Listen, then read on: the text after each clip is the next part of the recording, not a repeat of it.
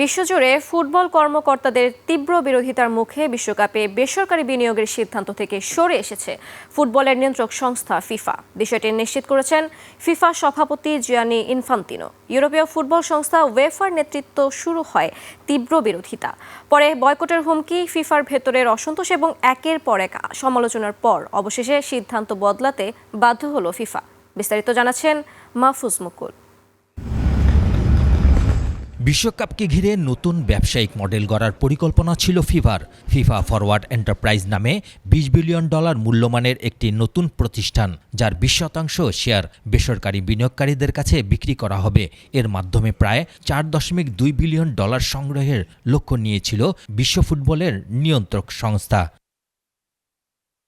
কিন্তু ঘোষণার পরপরই শুরু হয় তীব্র প্রতিক্রিয়া। উয়েফার অভিযোগ, ফুটবলের আত্মা বিক্রি করে দেয়া হচ্ছে। শুধু আপত্তি নয়, ফিফার সব প্রতিযোগিতা বয়কটের সিদ্ধান্তও নেয় ইউরোপের 55টি সদস্য দেশ। পরে উত্তর ও মধ্য আমেরিকার কনকাকাফ এবং এশিয়ান ফুটবল কনফেডারেশনও জানিয়ে দেয়, এমন বিভক্তির মধ্যে এই পরিকল্পনা বাস্তবায়ন সম্ভব নয়।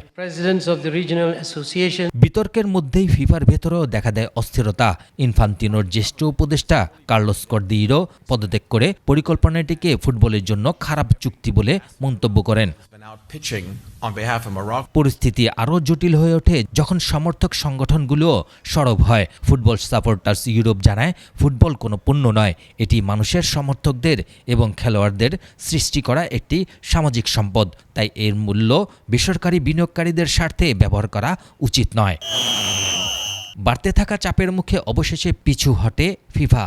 এক বিবৃতিতে সভাপতি জিয়ান্নি ইনফান্তিনো বলেন, বিভিন্ন পক্ষের মতামত পর্যালোচনায় স্পষ্ট হয়েছে যে এই প্রস্তাব ফুটবল পরিবারে বিভাজন সৃষ্টি করেছে, তাই প্রস্তাবটি আর এগিয়ে নেওয়া হবে না। এদিকে ব্রিটিশ প্রধানমন্ত্রী অ্যান্ডি বার্নহাম ইনফান্তিনোর নেতৃত্ব নিয়ে প্রশ্ন তোলেন। ব্রিটিশ অর্থমন্ত্রী জন হিলিও বলেন, ইউরোপীয় ফুটবল কর্তৃপক্ষের ঐক্যবদ্ধ অবস্থানই এই পরিকল্পনা ভেস্তে দিয়েছে।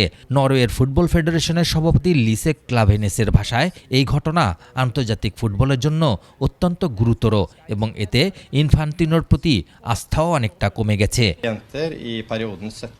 মাহফুজ মুকুল, 21 টেলিভিশন।